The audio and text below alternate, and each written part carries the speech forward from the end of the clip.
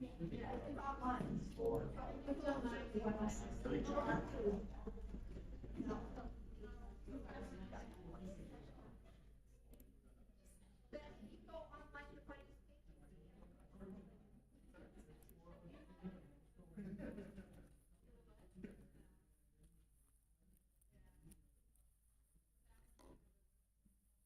we have a city Wi-Fi out here in Gimmer, or do I have to use something different?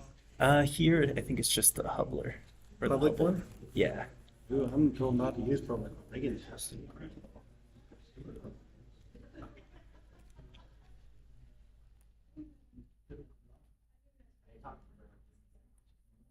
I'll make it work. All right.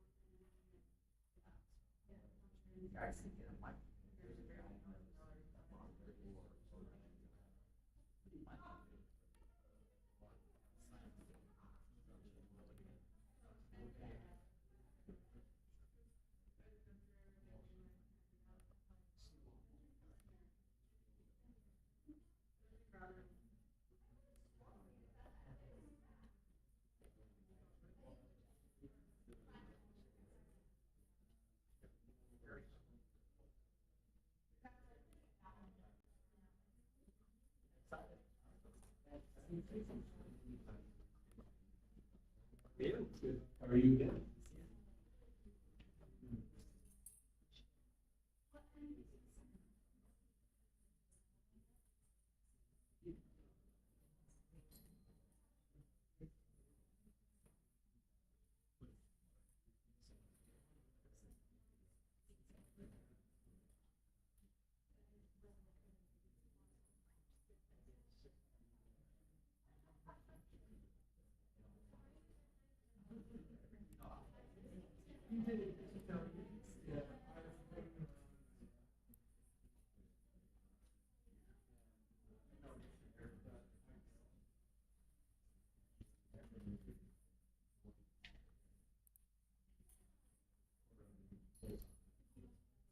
I did not, but I didn't go in.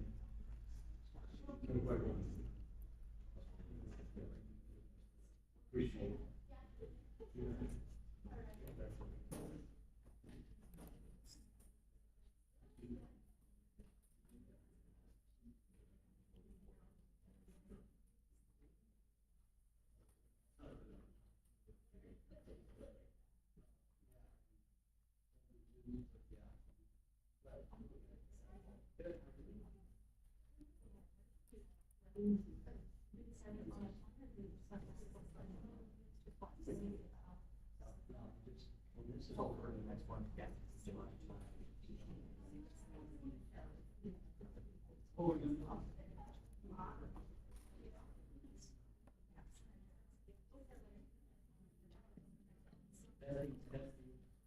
Work somewhat, so, okay, very good, it is 4 o'clock.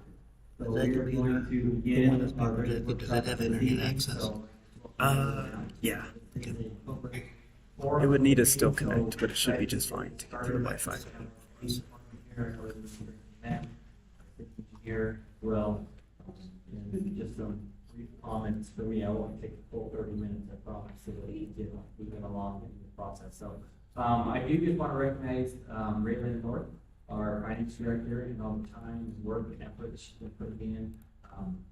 Shelley Boggy as well, our HR director, has been very heavily involved in this as well as many other staff, but I know we've been especially in kind of leading the charge. We really appreciate all the many hours that have been put in well beyond your typical 40-hour work week. So I think you'll be very, very impressed and happy with the way that this has been proposed and been put forward. So I had the opportunity to meet with Lynn and I with each of the departments and kind of go over their budgets and the proposals.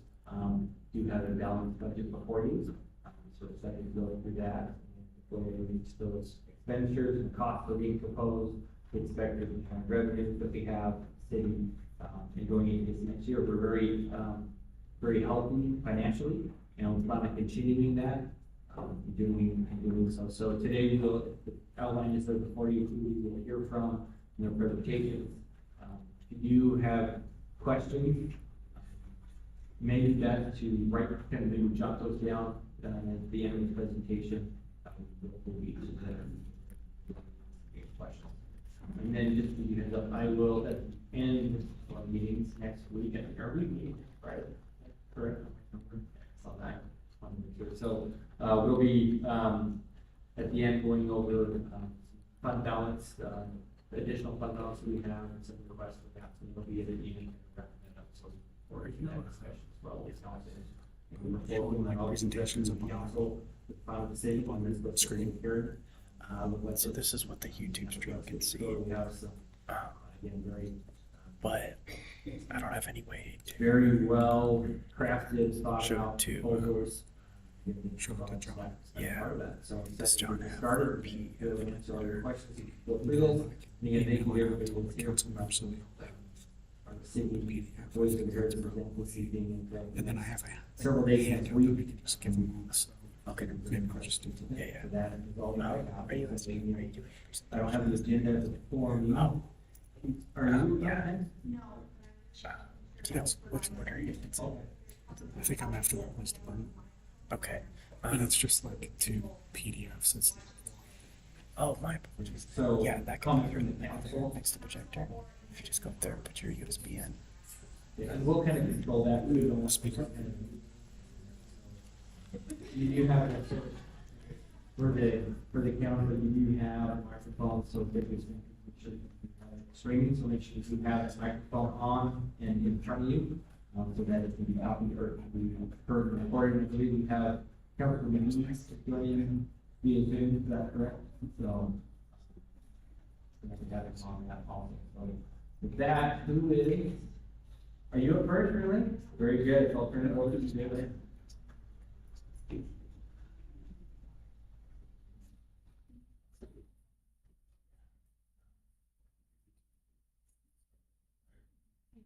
Hello, and everybody. First of all, I want to preface by saying anybody that's online, any of these stories that we go over tonight are posted online. So if you're available there, you have PDF, so you can view them at any time. So, before we do go over the reports, so I'm going to go over a couple slides. Just over things on the budget. So today, so that everybody knows what we're going to kind of go over in the workshop. I'm going to review the budget overview, and then we'll review all of the budget work that and do the other requests for you guys. Not in detail, because you'll see those in the department presentations. And then kind of the project and priorities of how we prepared the budgets. Briefly go over the funding sources in this presentation, and then we'll hear from Ingram, and then our speaking engineer, Ron McDonald, and comments, anything else during the time as well. So, within the city, I will say that I kind of took a different approach to budgeting. I have a lot of different trainings, so I looked at the fund level and the department level, went through all of the revenues, and gave them to the departments directly. So you will see in the reports that the revenues have changed, and what that means is that they're not the same as they have always been. They're going to be more accurate, because that's one thing they can't control. If you control expenditures, we can control revenues. Get when people pay their bill, they're either gonna pay it or they're not, so, they're more accurate. So that is one approach. Took in our current trends, current levels, as well as economic factors. With property tax, we'll get into more discussion in later workshops, but, it's still there to go there only because we have out. I think Councilor Mickey is he? Number from the county yet, so we did work with the county, we get very, very preliminary. We took the closing of the urban renewal district. But next week, we should receive some report from them, so, once we get those report, we'll have, better numbers than we have today. When I took the budget projects, instead of just budgeting in the general fund, we are gonna budget, in the departments to do transfers. This is good for accounting purposes, and fixed assets. So this is better tracking, for replacement as well. This is something Michelle and I agreed on. And so, for example, when you look at golf, instead of us just purchasing it in the capital fund, we're gonna purchase it in the golf fund, and if the golf fund needs a transfer, we're gonna transfer it. So this really looks at, cash flow and what we really need. So if these do need to be raised, then that analysis can be done. And this allows for that cleaner approach for asset tracking and replacement. So, that's what you will see in this budget. I also looked at, especially in the general funds, one-time costs and ongoing costs. I found a lot of one-time costs in the general fund, and I just asked why we were doing this. When was the last time we actually purchased this item? And did some research and moved things around, so that, there were a lot of things that I found that were moved to departments that probably shouldn't have been in the general fund, so you will see that in these department funds. You'll see that, I guess, the fund balance discussion more on the June 14th workshop. And then on the request for positions, I don't know how it was done before, but this budget that's before you, and this, all of the positions are being included in the budget. So it is balanced with the new positions. I understand that with new positions, we are also budgeting at the mid-level, so we're not budgeting at the very minimum, for the position. What that means is that it allows for hiring managers to bring people in at, a wage that's a little bit, so they have experience, they can move on at a higher wage, instead of that very minimum amount. Also budgeting differently on benefits. What that means is that, and I will get more into this on the 617, but, especially with health insurance, instead of budgeting just at what the actuals are, budgeting as an average. We pay as an actual, but for budget, it's an average, so that we make sure that if somebody leaves, that we have enough for whoever needs it. And this does and can create some savings and future fund balance. But when comparing, and doing test runs, it actually doesn't create as much fund balance. It's a better way of budgeting, and it allows for cost savings, but at the same time, it allows for if there's turnover to have more accurate costs. To get to the revenues, just in general fund, I'm not gonna go through every fund in this, but in general fund, we use 50 million for $1,942.91 to budget. This isn't a report that you do have in front of you. Of that, 26 million is property tax. So, that is a significant increase in property taxes from the URA closing. The urban renewal district was being brought in an additional $3 million. So, I wanted to compare, because we do talk about property tax a little bit, and I will go into more detail, but, property values stay the same as a comparison, in property tax house just for city of Caldwell. You can see with the levy rate difference, there would be a savings, with taking the 3% of the budget increase of $350,000 house, that there would be a savings, if property values did not change for somebody. So, 2022 property tax for the $350,000 house was $1,397.54, and the preliminary levy rate for 2023 would be $1,079. So, this is definitely a decrease in the levy. In the 2024 budget, like I said, new position request for RD included in this year's budget. But we do understand that it might not fit them all, or it might add more. So, it's pretty easy to make adjustments. I kind of made it to where everything's the RD link, and we can make adjustments. So, when I work with departments, we kind of work backwards. I would work with departments with their full requests, and then balance after the fact. So instead of giving departments a specific number, we kind of have them load all of their requests in, and then I balance after the fact. So you will see some departments that did have to reduce their budgets to balance the budget that you have before.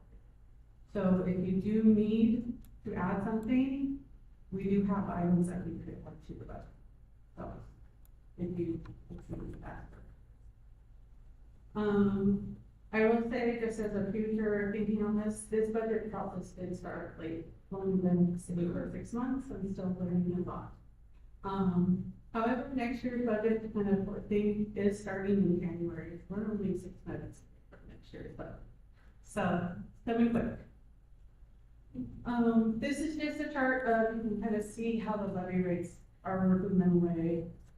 You know, there's been a downward trend, and I think with the urban renewal closing, it's definitely going to stay on that lower level. So the concern is that that it doesn't get too low. That's really the concern. And I know that sounds weird. We don't want to overcharge our residents' property tax. That is not the gist of what I'm saying. But the levy rate being too low, can you just,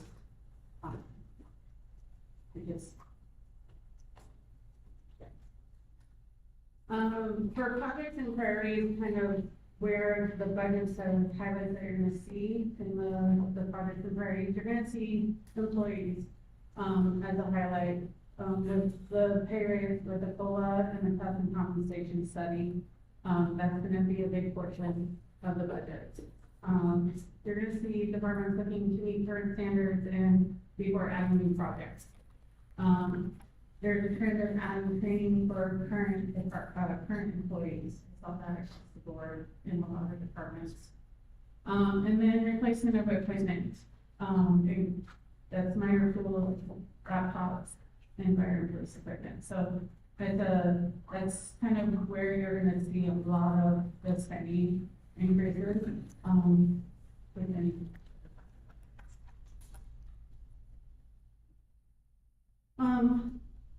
This is kind of the funding sources. I'm gonna go through this really quick before we go through the binder. And this is a really quick highlight. So for general fund, just as a reminder, there's a lot of general fund funding sources. Property tax is the main one, but we do get sales tax from the state. We get franchise fees from the utilities. The cost allocation plan This used to be called the admin allocation. I'll go over it in the next slide here. Building fees and building permit fees, and then planning and zoning fees. This year, you're gonna see transfers from the general fund, to the Caldwell Event Center, the Economic Development Fund, Police and Fire, to balance the budget.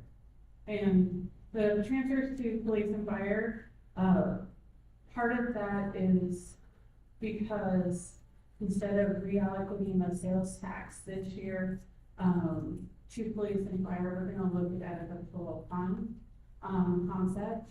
And so, police and fire are in general fund, and so we're just transferring general fund, general into police and fire, since they do carry their own fund balances and retain it. And so that is why it transfers. The cost allocation plan, this used to be called the timeline allocation. I redid this fully. Is now based on data, and it allows everything to be updated annually. And it's more equitable, and it makes sure that we don't overcharge the enterprise funds. What I saw was we had some funds that didn't really have any information. We were just charging them $1,000 just because we wanted to. And there was nothing to back up why we were charging them $1,000.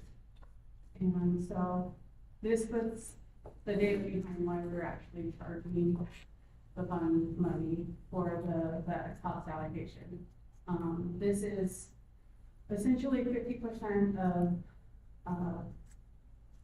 city council, mayor, clerk, finance, and then a lot of the city general that does not have to deal with projects. So this is a best practice. It makes it equitable, to make sure we're not overcharging the credit funds. And this is something that allows us to make sure that when we do update it, that we do base it on actual costs instead of just an opinion of what we should. That has been updated, and so you will see some funds that have drastically changed. The biggest one I saw, unfortunately, is library.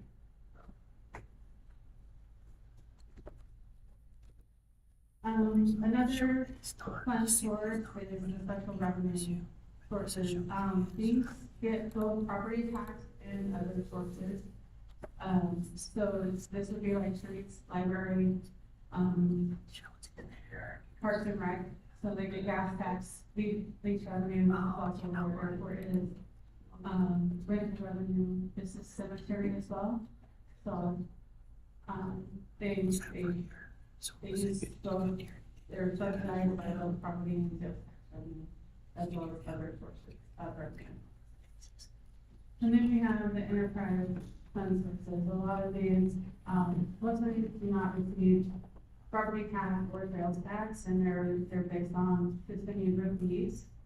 And it can only really be used, to assist in those user fees. So this is something specifically like that we cannot use them to pay for something outside of the system. So water, river sanitation, street lighting. And then we have, this is where we do charge like the cost allocation plan as a cost, like in indirect. That's all I have for our point presentation. If anyone has any questions. I didn't see that I have our franchise number, is it there, right? Yeah, so the franchise fees they go into, Okay, our direct general. So the franchise fees can really go into any fund. This year, you'll see where I did redirect the compensation franchise fees from the sanitary fund to both police and fire capital. So in prior years, the general fund the big beauty of the gentleman under fire police emergency services. Has that changed? Did you make any changes to how that works, or is that still the same? That is still the same, so general fund consists of still police, fire, there's also, engineering, mapping, building in there too. They don't necessarily use property tax as general fund, but they bring in fees that still go into general fund, they're just from building permit fees. That go into different funds, so they're still part of general fund, it's just not the property tax portion of it. Okay.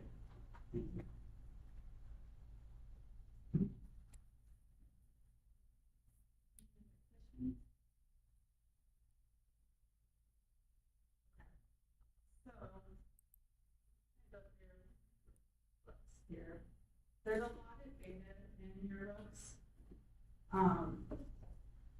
And it's essentially your budget reports. There's a table of contents in the beginning that kind of explains, and it's set out by kind of department of who's presenting. So you'll see that Public Works includes all of the Public Works departments, engineering, bridge engineering, mapping. So, but if you go to tab 1,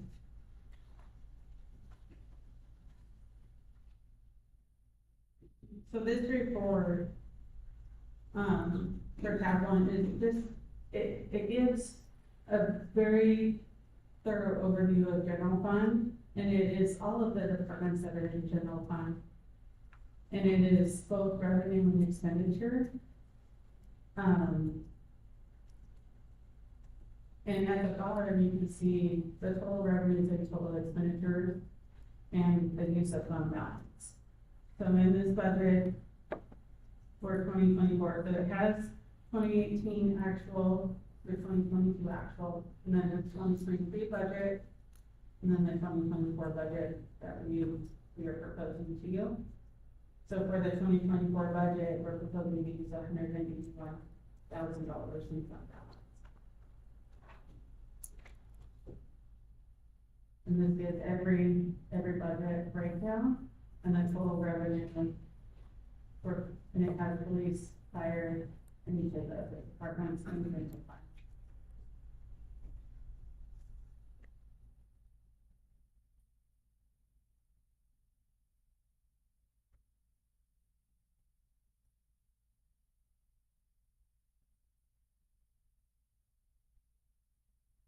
And so with this, so this is kind of a full overview, but you will see all the detail.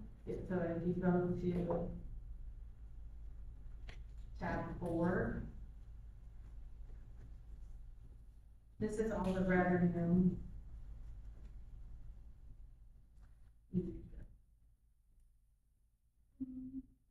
I apologize, I had my staff help me to do this together, so let's make sure that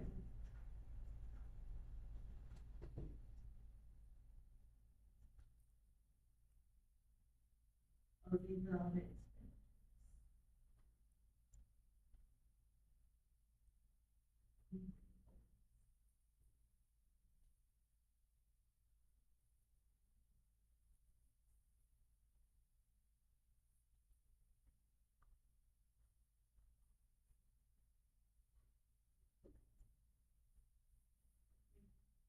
We just put the limits for city council, and that's go through that one.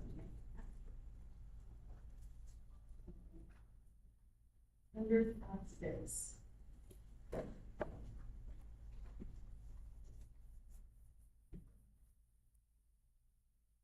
Perfect.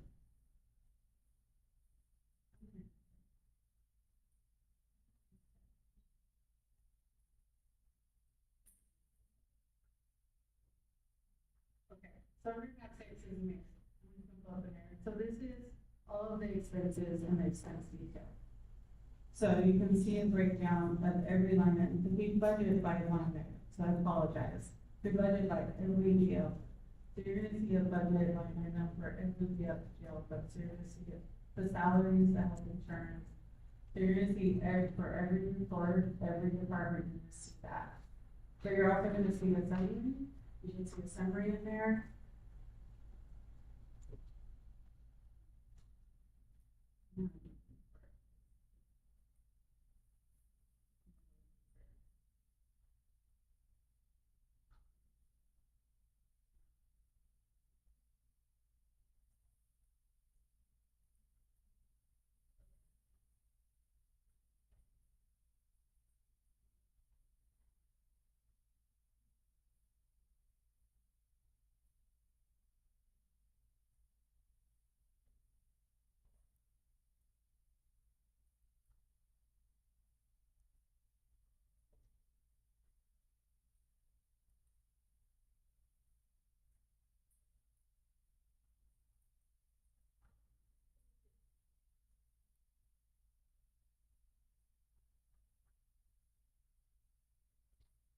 So you can see a summary and the revenue and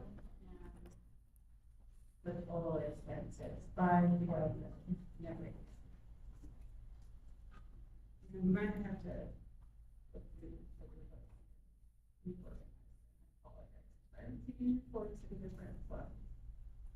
But under tab 5 is all of the revenue breakdowns. I do know that. This is a breakdown of all the revenues and for every department.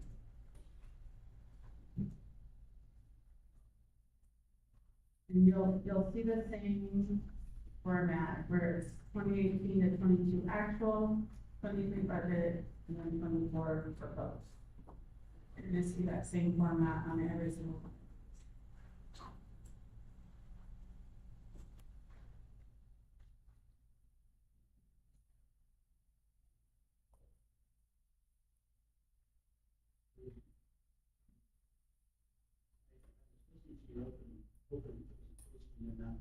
Just trying to make sure I understand it. Yes. So, yeah, is it okay?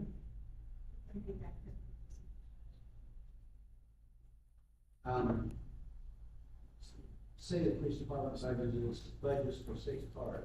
Yes. Are we gonna see 6 cars in their budget, or is it gonna be in a capital fund budget? You're gonna see it in their budget. Yes. And then you were describing how it would be paid with, who's coming out with that?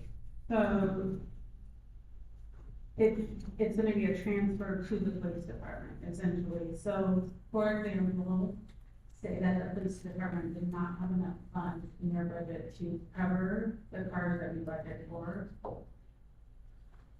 Then we would transfer from to the general fund, more money from balance to them to cover those cars. So another example would be golf. If golf doesn't have fund balance to cover their capital purchase, then we would transfer from the general fund to cover golf. But hopefully the budgets are actually announced, it won't be transferred, is that correct? That is correct. However, I will say there was some, you'll see this a lot with, what has happened in the past is that city projects have all been budgeted in general fund, where like instead of like Parks and Rec, like Parks and Rec projects that should really be in Parks and Rec fund, which is a special revenue fund, have been budgeted in the general fund instead of in the rec fund. Where we would want, so like the pool. Pool is a parks and recreation, and so we would want to budget that in parks and rec instead of in general. And so we would budget it in parks and rec, and then we would transfer some general to the parks and rec. Yeah, I think, I know that's so much more to go out. All my questions to you, that is.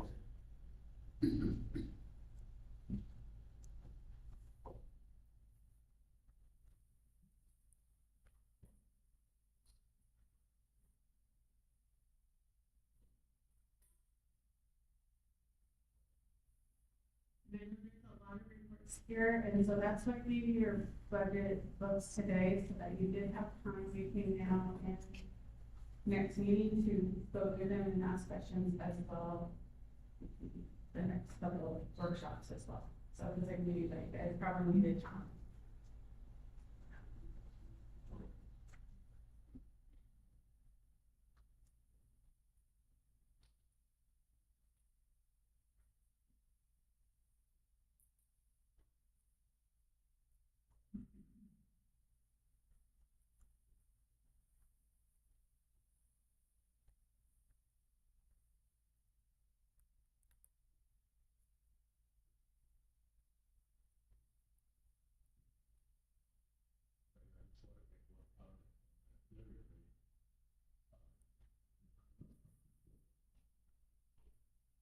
We'll get a lot of questions. I usually get a lot of questions. Why that's going on? I mean, y'all better respond now. Here in headlights. I just want to remind everybody, because school bond and some other things that have been passed by the voters that recent taxes, and just because they were able to count, it doesn't mean that their taxes are going to count. So just be careful of that. That is correct. This is just for the city of Caldwell, doesn't mean overall.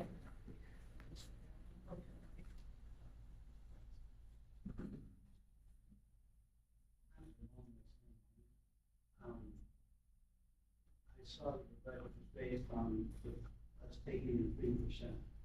How much does it change that if you not? Do you know what dollar figure it is? I can definitely look that up.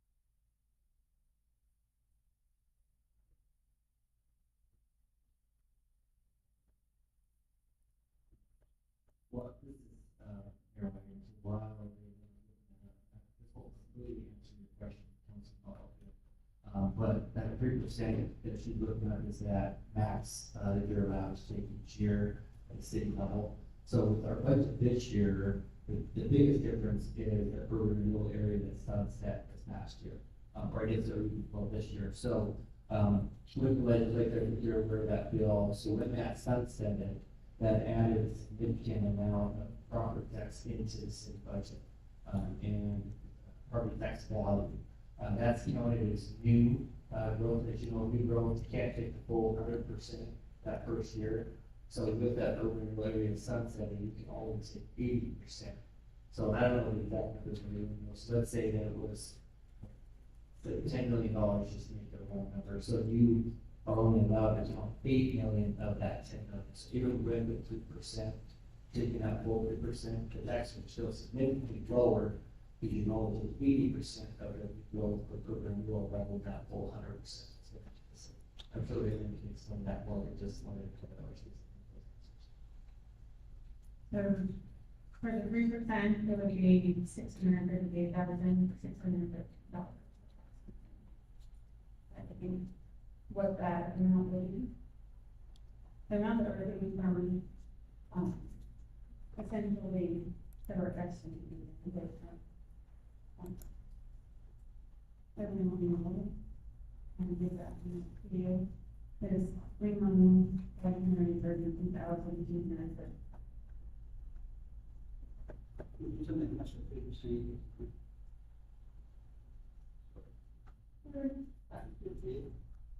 658, 630. And then urban renewal is 3 million.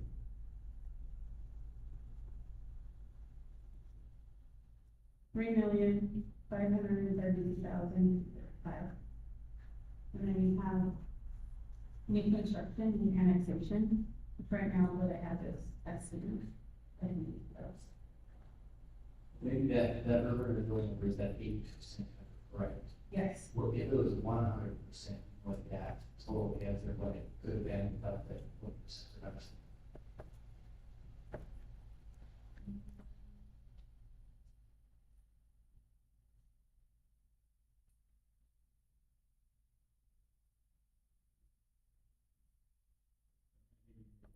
It's more than the 3% number, would that be a fair estimate?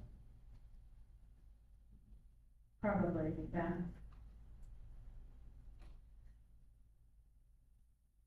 Because it would be solid, another 300 million in value. So Raymond, and Mike, if you're gonna get into this later, just tell me.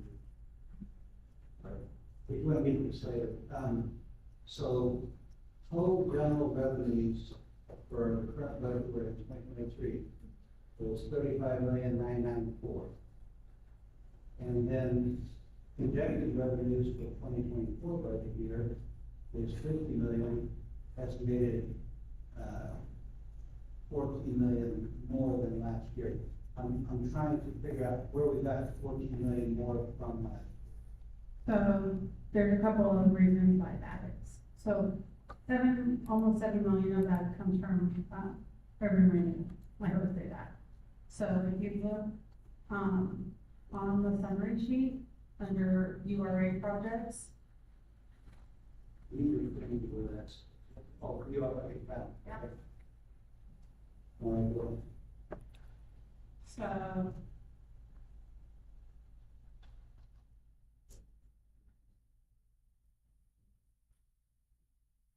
okay, so that is including urban renewal projects that are in the works. yeah. The other portion is gonna come, some of it's from property tax, some of it's from sales tax. So the sales tax increase, Is the 7 million total urban renewal projects in this city? that's total, Total? yes.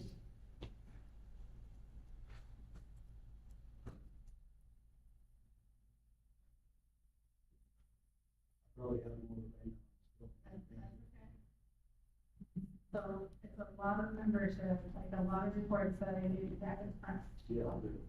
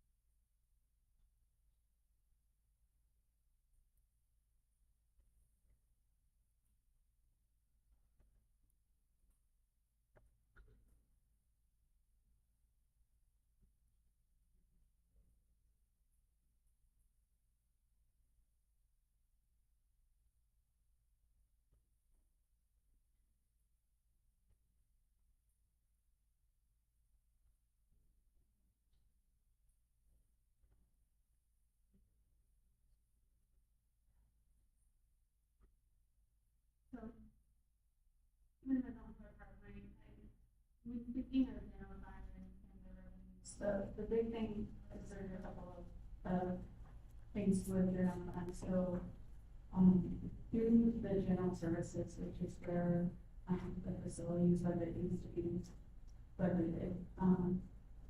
I went through that entire budget and reviewed what was in that budget, and you can see it here. It's the 011-02600, says general services.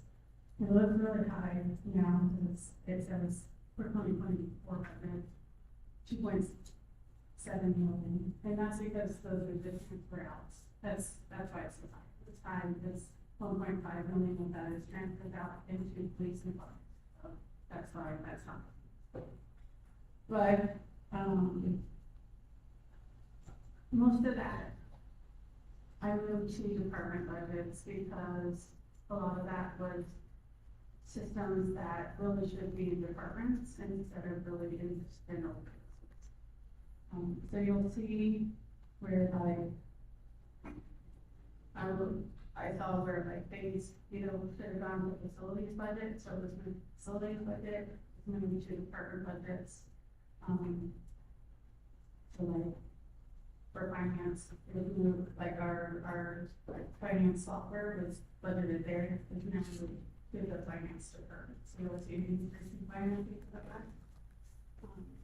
But those are the details, I want to see behind the scenes, but I went through that entire budget, looked for the state simplification, and really clean that up, because I found a lot of things that had not been cleaned up in there, and that really has not even been spent happening.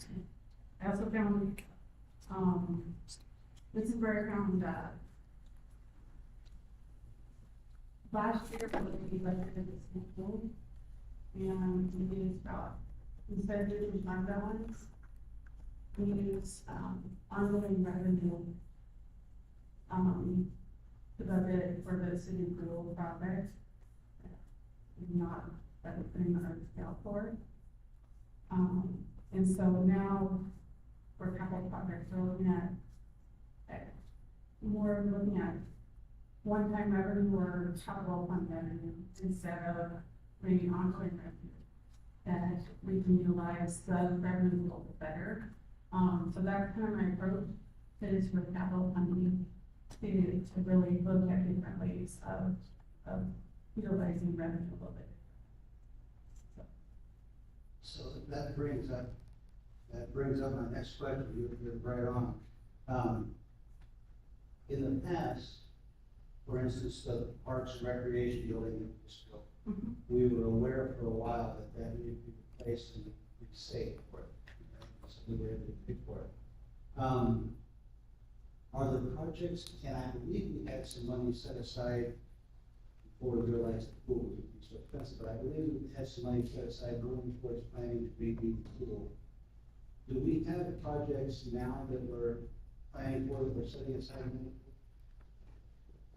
for? So, the mayor will talk about, there's projects that we do have a list of, but, if you go to the second page right behind the general fund, this is our funding sources. So this is all of the cash balances. So this is what kind of what our revenue and expenditures and our cash balances will look like after our budget. And then you'll see that I kind of have also recommended, within these kind of like a reserve fund, for certain fund balances, not all of them, but for like general fund, you'll see $9 million in there, for set aside. To make sure that we do, in case there's a downturn, in case that there are economic indicators that say that maybe there's something that we need to be worried about, that we do have money set aside. But that's still with those, and I apologize, it says 6/30/22, that is actually 6/30/23, so I took that balance as of, and that's really our lowest point of the year, because we have not received our second property tax payment yet, so that is our lowest general fund balance right now. So it's pretty accurate, because we paid another general fund payment, and our general fund balance is going to go up. And so you're gonna see, for the recommended revenues and expenditures, that fund balance and the revenue, the reserve balance that I recommend, for some of these funds, I would like it to be a little bit bigger, but, based off of current spending and where we are at, that's what I feel like we can afford right now. And then as we work for certain goals, we'll try to shoot for them to be bigger. But this is part of the budget process, is to make sure that we include those, and if we want to set those aside. So it is to your guys' purview if you want to make those bigger, or if those are okay fund balances to set aside or not as well. Yeah. So we're looking at this, that the budget is going up $14 million. What is that? We're looking at $14 million. That is correct. So just a question I have, is part of that increase because we're not holding as much back in the reserve fund as we have this year? So no, because I'm only that, we're actually holding more back. So we're holding more than 30%. Do you know what we were holding back? I believe it's 20. Based off of our financial statements, they're solid. I don't see the shots, so. I'll keep it. What is?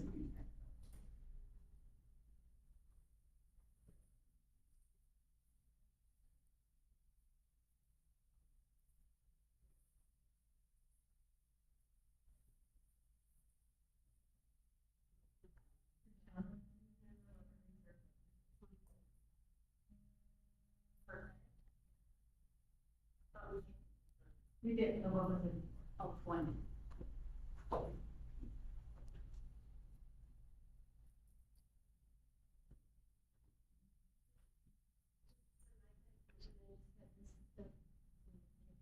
So we're increasing the budget by $14 million, only more than that, is very big. So because the sales tax increased, because the property taxes increased from the urban renewal, building permits are also increasing. The other issue, the additional funds are coming from, SRO contracts that are increasing. So,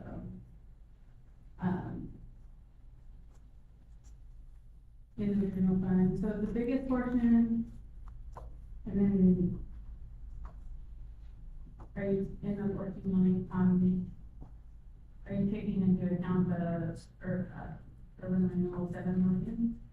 Or did you do that?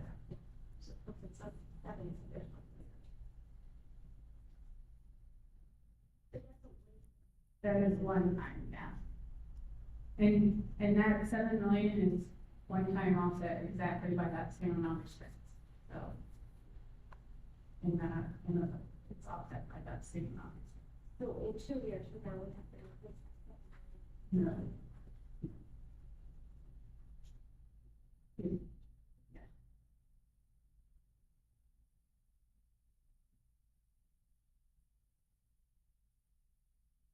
I made sure when I looked at ongoing expenses, that every ongoing expense that we had ongoing to cover. That was something that I made sure that we could afford.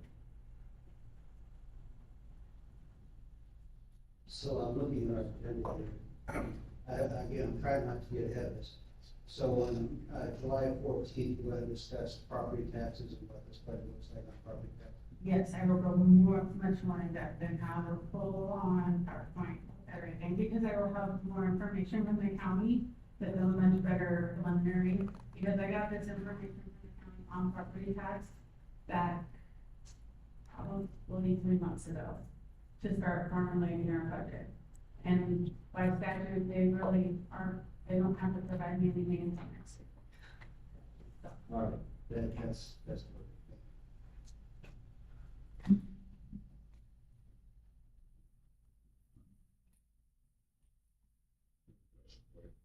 On your 30%, is that, good accounting practices that continue over the years? Base of 30%. So that is a best practice, and that's something that Rachel and I talked in depth about, is really looking at, where we are financially within the financial statements, where our balance looks like and what our expenditures look like. And that was what we looked at general plan wise for 30%. On the other fund balances, I looked at really where we were at and tried to use my best knowledge. I have a lot of history stuff. And on some of them, I would say probably water and sewer probably need those higher, but right now we just aren't there yet. So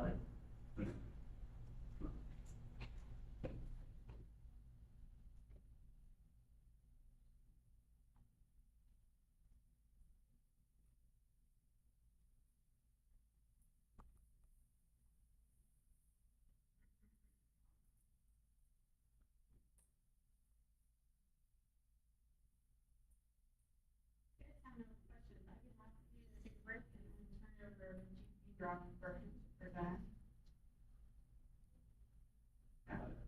Yes.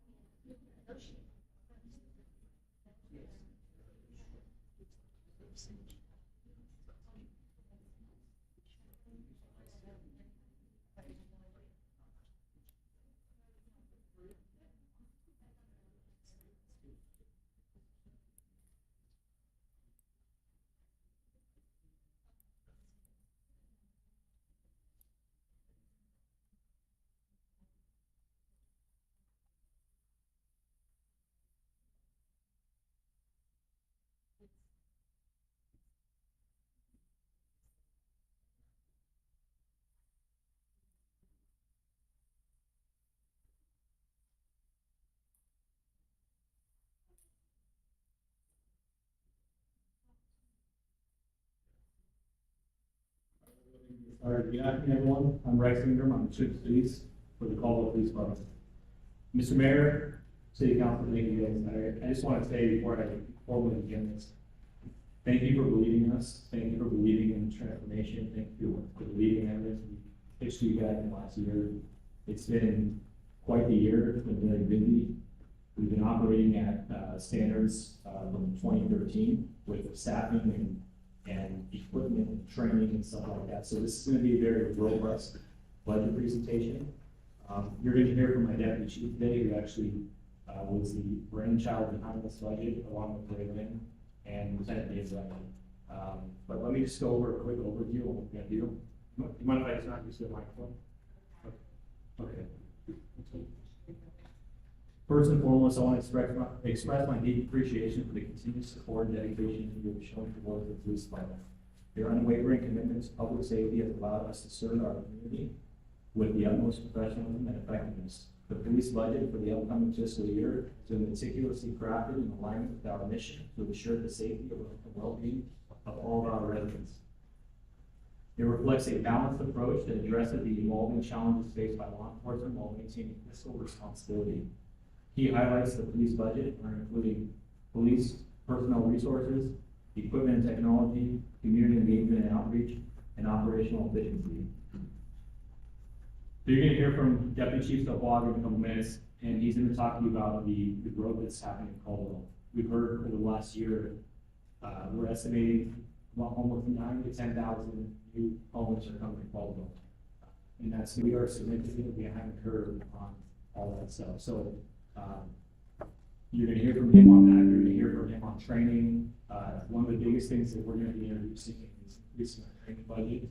As you know, law enforcement operations are continuously evolving with the demands of society, with the demands of the United States, with the demands of the community. And our community is the 14th fastest growing city in the United States of America. We're proud of that.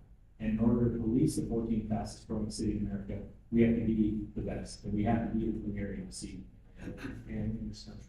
So I'll introduce Deputy Chief Sean Caldwell.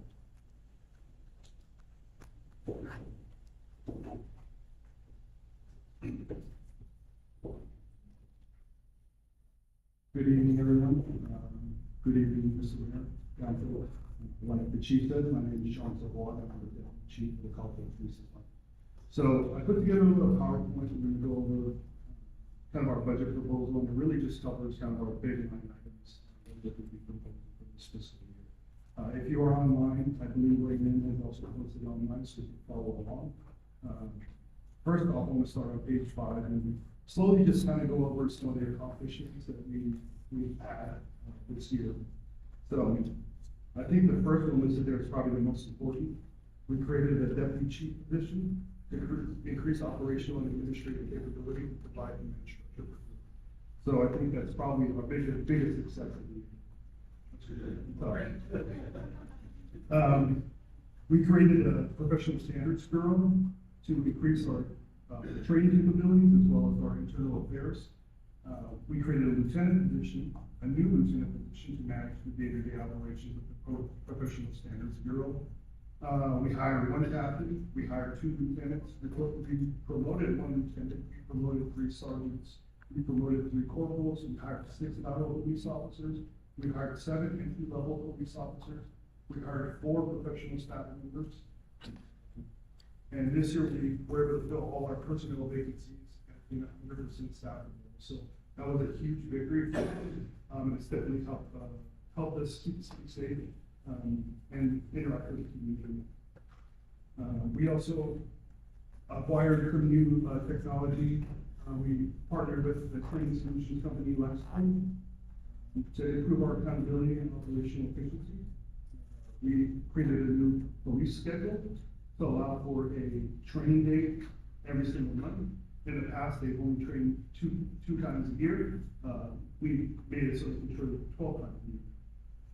We secured funding to procure a security fence for our back parking lot. We also secured funding for premier body camera devices, which we're still in the process of, but we're looking to. We provided a lot of training this year. We hosted the first ever Treasure Valley gang meeting with the U.S. Attorney's Office. We participated in a national command program. They were in their first year in Florida. We sent a graduate down that way. And there's a lot more. You can read along, but I think it was just a lot of years. So we're very proud of that. And we just want to thank Mr. Mayor and the council, because we've got nothing but support from you. And I bring this up during budget time because all this that we've been doing this year costs a lot of money. We stretched the budget as far as we could go because we need it. And we do believe that we've been successful, and we are happy where we're at right now, but we know there's still a lot.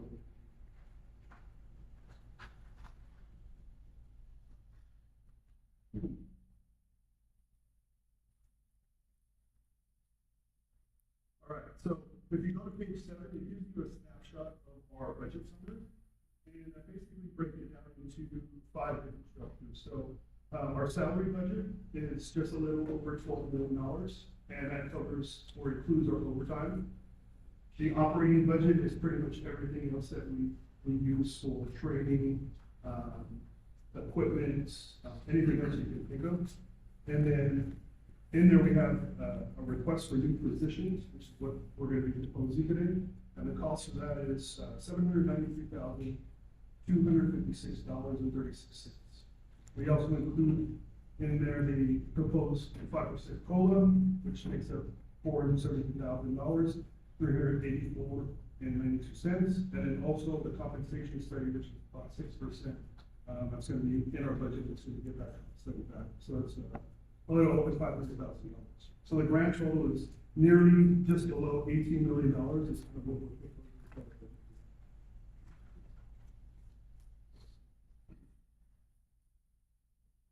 If you go to the next page, you'll see that on page 8, we definitely want to increase our patrol staffing. So it's clear that the demands for police services in the city of Caldwell is increasing. If you take a look at page 9 on figure number 3, it shows the annual offense trend review. And so from 2021 to the year 2022, there was about a 20% increase in Group A offenses. So Group A offenses cover about 30 different categories, but it's basically your violent crimes. So we did have a 20% increase from 2021 to 2022, and we are still waiting obviously on the report for 2023. If you look for the calls for services, I took a small snapshot from January to June.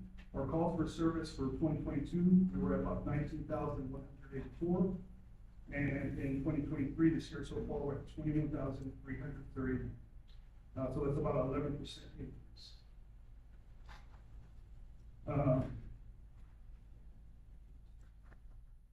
On to some kind of police staffing or allocation models. So there's different models. But if you are familiar with the policing, a common model they use is they compare police officers per 1,000 visits. That's kind of the ratio they use. So in 2015, the DOJ did a study, a national study that included 3,000 police agencies. In that study, they found that on average, there's about 2.1 officers per 1,000 visits. The current rate I found on the FBI crime data report was that on average, there's about 2.4 officers per 1,000 visits. If you take a look at figure 1, I put in the national average, which I just mentioned, 2.4 officers. I put in the state average, which the state average of Idaho is 1.6 officers per 1,000 residents. And I also use Pocatello, Coeur d'Alene, Twin Falls, and Idaho Falls. So if you take a look at that spread, we're at the bottom. We're about 1 officer per 1,000 residents. If you look at figure 2, it kind of shows our projected growth. And what's important is we're getting closer, and probably within 8 years, we're going to meet that 100,000 mark threshold. That's an important time for us because we're really going to see that if we don't staff properly starting now, we're going to not have enough resources to keep up with the national police services. That's just the honest truth. I come from a place where we didn't have enough support. And I don't want that to happen here because what happens is if we can't keep up with the police services, what happens is all we do is chase calls for service. We don't do any community police. All we do is chase calls for service. We don't do any preventative action. Right now, we are slowly getting to that place. So this is something we definitely need to start thinking about. Last month, the chief and I attended the Idaho Police Chiefs Conference. And at that conference, Lieutenant Governor Scott Bedford spoke. And he talked about one of the biggest problems. It was a joke, but he said big growth in the state of Idaho. And who did he blame that growth on? Police officers. Safety, security, that's what's important for the state, right? Any city, businesses want to thrive, families want to feel safe. That's why people are moving here. But that's why it's very important that we continue to keep our staff. So I really want to get to the 1.5 officers per 1,000 residents. That's a heavy lift, obviously, because of that. But ideally, I'd like to be there by 2027. Another model that maybe some of you may have heard of is the police allocation model. So I put some proposed funding in there to do a study. The Meridian Police Department did a police allocation model study this year. And talking to the chief after the chair, he said it worked out pretty well. So I want to double down and not only use the officer per resident ratio, but also get a police allocation model study that's recent and up to date. So with all that being said, we're requesting, I wanted to request 10, but we're working with Ray, and we were trying to stay within our budget. So we're requesting 4 police officer positions for this next fiscal year. And the total cost of that would be about $472,000 and it's $472,776. All right, so the next position we're going to be proposing is crime data analyst. And going through this process made me realize how much we really need. It took me a long time to pull up really simple stats. But a crime analyst really provides us the opportunity to do more with less. Crime analysts will enable us to make evidence-based decisions by analyzing and interpreting data. I think in the police world, we do want to make sure we are making decisions that's based off of fact, that's based off of evidence, and that's based off of stats. So at this time, we just have a difficult time doing it. And we're having a difficult time doing it in real time. When we request that now, a lot of times it takes a couple of days to get to us, and by that time, crime has already changed. So a crime analyst would be able to commit to doing it full time, preparing daily reports, weekly reports, monthly reports about what is occurring with crime in our city. With that, the crime data analyst will be able to help us to identify hotspots and really focus our efforts so we can be more efficient. Because right now, just out there, we don't have a narrow focus on where the crime is or where it's happening. But the crime data analysis definitely can help us do that. So, with that, the crime data analyst, for one of them, the proposed cost is about $113,732.60. Our next position we're requesting is for the school resource officer. our school resource officer program does very well, and they continue to partner with the schools. They foster positive relationships with the schools, and obviously they enhance campus safety. So this year were approached by the Thomas Jefferson Charter School as well as Heritage Charter School, and they were requesting a school resource officer be assigned to them. So we recently met with them, and we kind of went over the cost of what that would be. So for one SRO, the cost is $115,000, $578.75. The new contracts, like Brandon mentioned earlier, the cost is low. We are asking the school to pay 75% of the officer staff. So the city, if they agree to it, and the charter schools were in favor of it, and most of the schools we've been talking to so far have been, the city would be paying $28,894.69 for an SRO to get assigned to those. And then our last big position that we want to propose is a victim witness coordinator. So we currently have one victim witness coordinator. She's in the room right now. Her name is Liz Godina. She does a very, very great job. She is recognized throughout the Treasure Valley, and in my opinion, she's probably the best victim witness coordinator in the state. The only issue is she's the only one for us, and to be honest, there's a lot of violent crime that happens in Caldwell compared to other cities in the Treasure Valley. So she's very busy. One of the things is she's on call 24 hours a day, 365 days a year. So if you call after hours, she's the only one there. We want to add another victim witness coordinator, one to obviously take some of the workload off of our current victim witness coordinator, but also to increase efficiency and capacity so we can help more and more people who are needing our help. And so that position cost is $81,728. So one of our biggest, one of our largest, it probably is our largest increase, like the chief mentioned, is going to be training and professional development. So from what I was told, the way they used to calculate it was they took how many officers we had and they multiplied it by about $600 or $700. So in today's world, a lot of times you can't even get their training for stuff. So when the chief was appointed, he recognized early that there was a need for training and more training. Safety, accountability, and liability were at the top of his list. So he created a professional standards group, and within that group, there is actually a training division who map out trainings that we should or should be going to. And the training plan is almost completed, which I can talk to you guys later. But it is a big lift for us. And so with that, we want to really work on a lot of skills regarding safety.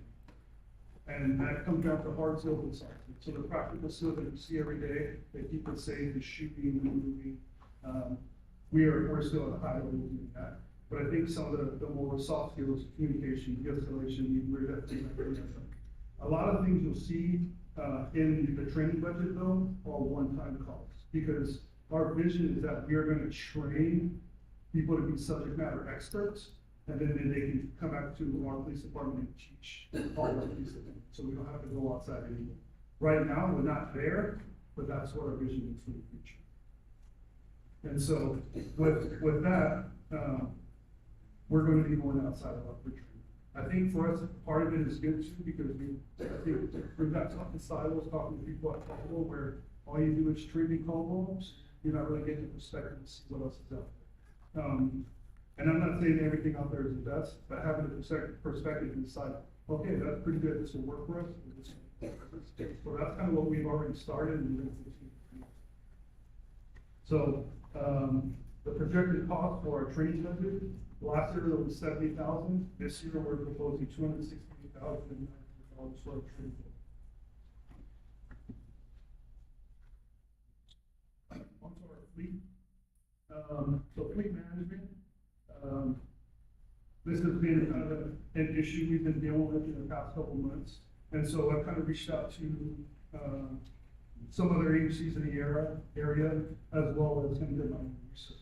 So one of the plans we were looking at that we really liked and we're looking at adopting is the Idaho State Police, fleet management plan. So specifically, we're talking about vehicle disposals and replacements. And so if you look on page 14, they kind of talk about how they decide that. So one of the ways is if the vehicle is 10 years or older, and if the vehicle has reached 75,000 to 100,000. And so looking at our fleet, we did a table and kind of took inventory of all our vehicles. If we were to go by those factors, we would have to replace 27 patrol vehicles and 9 of our unmarked administrative detective vehicles. We're very behind in the vehicle. But we definitely want to try and catch up. Honestly, talking with the Idaho State Police, one of their plans that they do, which I want to invest in the future, is they get everybody a patrol vehicle. Right now, our patrol vehicle runs 24 hours a day, 365 days a year. And so what that does, it puts a strain on the vehicle, but the mileage goes up fast and there's a lot of repair costs. By giving someone their own patrol vehicle, one, they take ownership of it, it's mine, I'm gonna take care of it. But 2, when their days off, the vehicle isn't running, or at night, it's not running off. So this is definitely a plan we're looking forward to in the future. Working with Raymond, she got me to come down with the patrol vehicle, so we're for this fiscal, we're requesting 6 patrol SUVs, and 5 administrative detective vehicles, and 1 Harley motorcycle. And so the total cost for that is $789,000, and we're requesting that to use our police fund balance to purchase.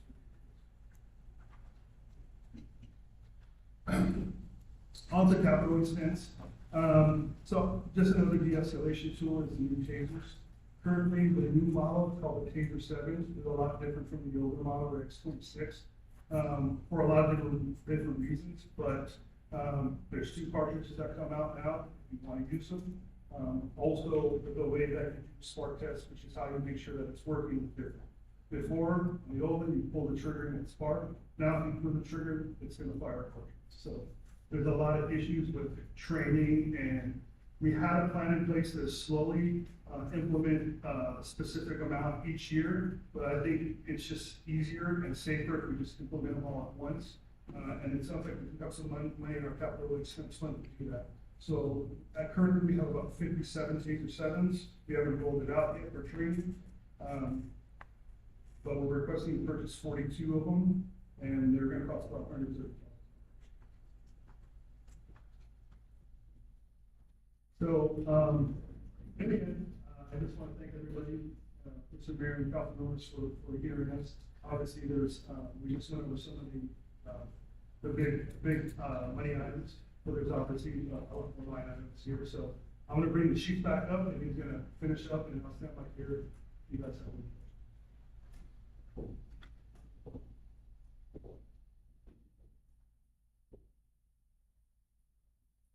Thank you, Sean. Obviously, as we all know, a safe city or a safe county or a safe state costs money, right? And I always joke around coming from California, people say, well, Idaho's so expensive, compared to Tennessee or Texas. And my answer to them is because it's worth it. It's worth your children going to school with SROs present, unlike fellow states in the United States like Texas, where we have tragedies and massacres that happen on a daily basis. It's nice when you get to go to dinner with your family and not be robbed or attacked. It's nice when you go to the 4th of July parade and not be shot at or victimized. It's nice when you see police officers nearly on every corner doing proactive police work and holding criminals accountable. We cannot do that unless we are funded, and we are funded with the right people, the right leaders in place, the right organizational structure, the right equipment, and giving the people the training and the background that they need to do their job effectively. Coming from Los Angeles, it was a high frequency, high risk thing every single day. So it was on the job training. We don't have that in Florida. So when we talk about things like how to chase someone, or how to go in a vehicle pursuit, or how to clear a building, Those are all just theory-based concepts that our cops and our police officers in Idaho don't do everything. And so in order to get them up to speed, so they go into one of these violent situations and they're not the next victim, like the 556 that we put on the wall last year in Washington DC that died across the country. We haven't lost a police officer in a long time in Idaho. April 15th, Corporal Johnson was murdered in Nyssa, Oregon, 30 miles away on a traffic stop. And I'll be the first one to say, yeah, I'm a Monday morning quarterback as a chief. It's because I keep my people safe. There is no money or no expense that we will ever ask for to save someone's life. It's priceless. A life is priceless.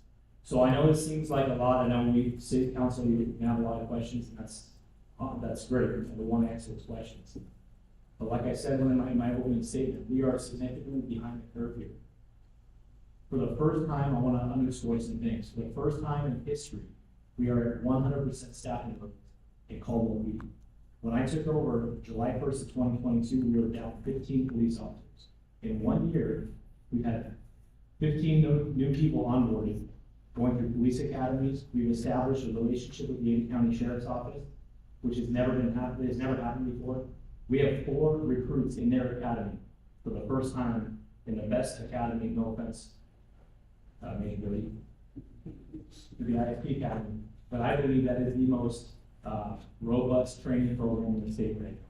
And we have 4 recruits in that academy for $0 because we have a relationship with the sheriff's office, which has been straight. Okay, and these are things that we do every day behind the scenes to make Caldwell safer. Because if we have better equipped, better trained police officers out there, better trained victim witness coordinators and professional staffing members that feel like they're not carrying the weight of the world on their shoulders, happy employees are productive employees. And productive employees in our line of work reduce crime. And our mission is to reduce crime and keep people safe. And so, yes, it seems like a lot, but we're still on the rise. You know, every council meeting I try to attend specifically to hear what's coming to Caldwell. And it's never been addressed before. And so the time is now. This is budget season. We got to get ahead of the curve. And I'll stand for questions. Thank you.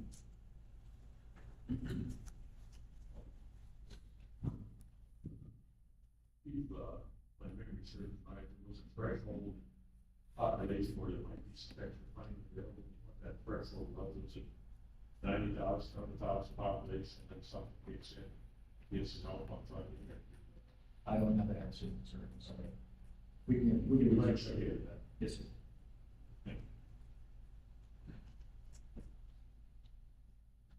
Yes, the jump up in the training budget, I realize it's wonderful, but $268,000 in training money will result in a large amount of overtime or extra time the officer will be doing the training, you know, do all this new training. Is the cost of the wages built in to your wage package here, or how do you guys address that? Yes, it has. It's the 5% COLA that we're doing, but also we're going to get into that in the next workshop. And just so you know, so what we've done, and as you know, sir, like the deputy chief said, we've had 2 training days a year. All right, that's because post mandates that. We don't want to be at the minimum. We want to exceed that, you know. And I say it as a chief who speaks from the heart with conviction. I've lost many cops on my watch because they failed to do what they were trained to do or they weren't trained properly. And I would be remiss to say, if I allow that to happen again, it's on me, right? It's on us as the leaders, as city leaders, to keep our people safe, to protect our employees at City Hall, to protect all of the community 24 hours a day, right? And so training is the most important thing. And when I was appointed, I made it a very big point of mine to say school safety, training, and personnel are our biggest goals for this coming year. And I think if we invest now, it'll cut down, like the deputy chief said. Yeah, I'm not arguing we need the training, I'm just wanting to make sure the hours we can put out for the shift. So we make sure we have enough money to cover the costs while they're out, whatever that. Yes. Whatever they're doing. So you've got to go other places for that. Right. Training is not on, so training is on regular duty time. And we, at the current staffing that we currently have right now, we're able to incorporate that one training day every 28 days. So just in the last 2 months, we started in 2 months ago, we brought in Mr. Brian Lockerbie, who's the world expert on police risk management and liability for governments, came from Montana, and provided 4 hours of education to our people, and then our staff went out and did a bunch of warrants and stuff. And then just last week, we got our entire workforce put with red dot sights on their pistols, because we would assume that cops are good shots because we use guns a lot, but really the hit ratio is 25%. That's not good, and when you're dealing with someone who might be holding a baby or whatnot, we can't take any risks, right? So that was important to us, is getting these guys red dot equipped on the pistols. The entire department has red dots. All that is done, you know, in actual workday, not on. Yes, and so, this last year or so on this fiscal, we've done a lot of training, and I get what you're saying to backfill it for overtime. So we've worked with Berlin, and our overtime rate is fairly significant. Well, yeah. So it is in there, but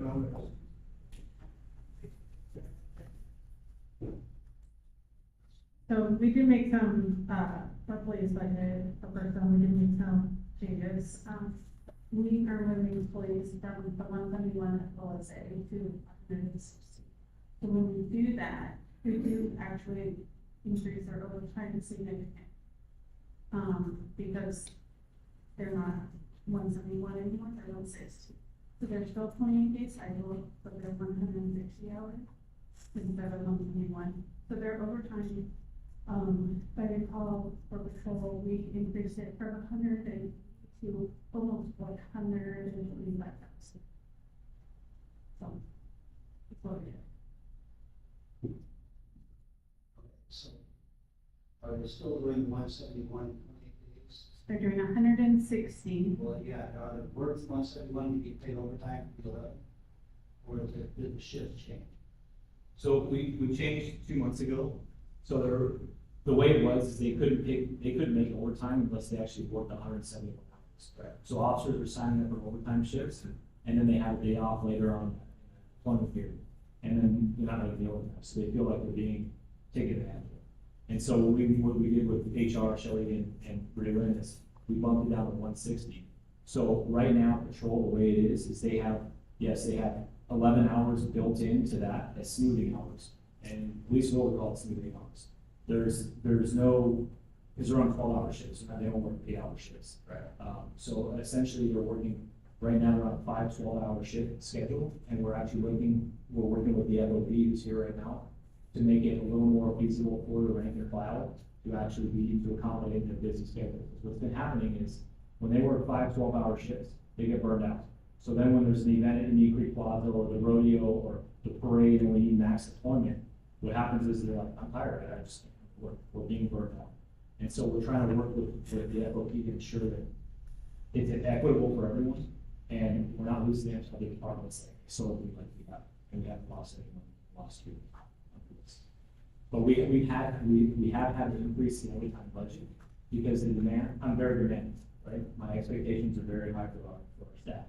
And so this last year, in order to keep up with everything happening in the city, it's cost us a significant amount. We have legal fees and everything else our city operating. Right.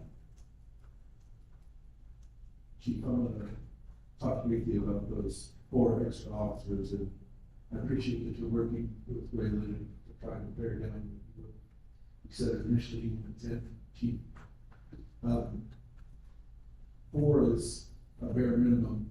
We know on track level 2 status. Yes, sir. And by my estimation, we're at 14% last year at level 2.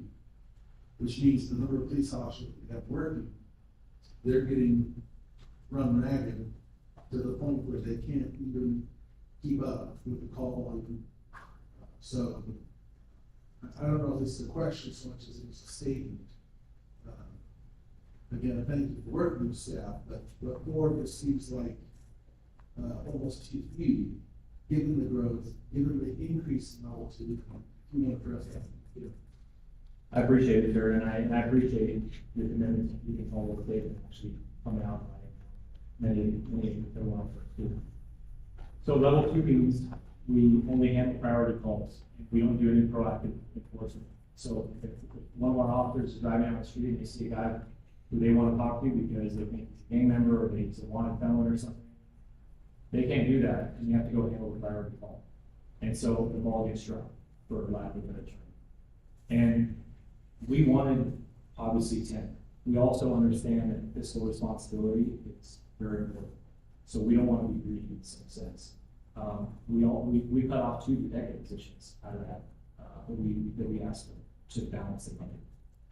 We understand we can't get everything we want, but I think if we add 2 more detective positions and get the 4 that we're asking for, we can create a mid-shift PM watch, which will help alleviate that staffing shortage between 1,600 hours, 4 PM, 8 o'clock, and then reduce that overtime. We can't do that. You know, we love to go to the NAPA schedule, which is very effective. They have 3 watches. They have 2 primary watches, graveyards, day shift, and a PM shift. But we just can't do that with the staffing. So Chief, when we go to level 2, essentially counting another agency that's taking over for us on non-priority calls, right? Because we're maximum deployment on calls. And I think it's important for people to understand, if we don't get these extra officers, the more we're requiring other agencies to fill in for us, when we have the capability with extra officers to manage them, see that. Yes. Yeah, and the short answer is yes, of course. You know, it's no fun working in another jurisdiction. You have MOU issues, you have legal issues, obviously we have MOUs with all of our partners and stuff. But no one else wants to handle someone else's dirty trash, right? And so when the sheriffs have to come in, or Middleton has to come in, everyone's significantly understaffed. It's not only embarrassing to the city of Caldwell, but it's also a safety issue. We had an incident last week where there was a home invasion in the house, and from the time of the incident to the time the suspect was in custody was 17 hours. And I can tell you right now, in 17 hours, there was not one break. There was not one break, and every single detective working, and it wasn't came in under the leadership of Sergeant Scott Crawford and put everything forward to make sure that this violent person was taken to jail, which he was.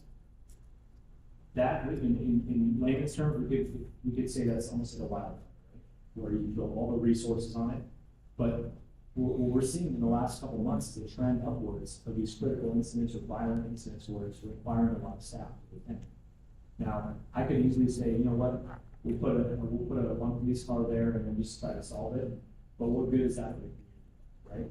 And so we're trying to do that. Yes. I was just gonna comment that in addition to everything you said about overworking officers, not having the staff to have to do other agencies to help with it. There's also another problem of not being able to fully serve the community when you are at level 2, let's say, and another agency can't put in, and then those people are put off for the day or however long it is. The other district syndrome, because they're an emergency, whether it's a true emergency or not.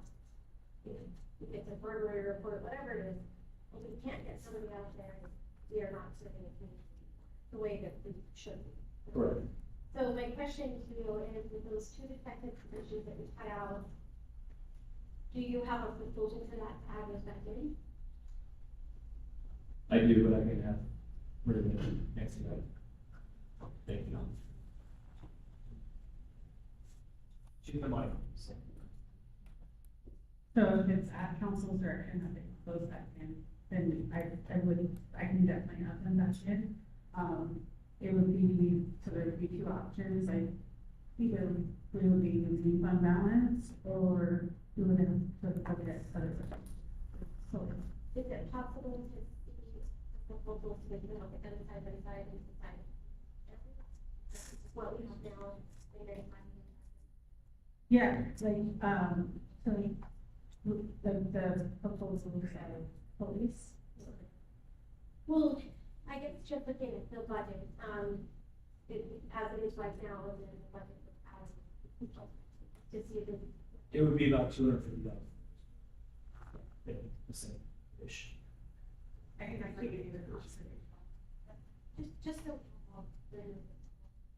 And just so the council's aware, you know, part of what I've done is, and this is kind of my leadership philosophy, is putting the right people in the right places, right? And identifying strengths and weaknesses, and identifying the teams and the leaders and peer leaders. And so I'm glad that Sergeant Pepper's here. Thank you, Liam. But his detective squad really has been suffering for a long time. And there's been a lot of turnover, people have burned out. Right now, they are operating on all cylinders. They are crushing, you know. We created a game. We had a street crimes before. We reorganized the department. We reimagined a game with purpose, with data, under new leadership. And all that, the game unit has been operating with 2 people. Sorry. But if you look at the news and you look at social media, my social media, you think there are 60 cops working. It's 2 people. That's our. We need more resources. Adding the district detectives, that's enough to give you that bench. That'll cover his squad, and there'll be capacity. We get 4 additional police officers. That could start up a 3rd watch, but we're gonna operate at minimums. Ideal is 6, but we're not gonna do that.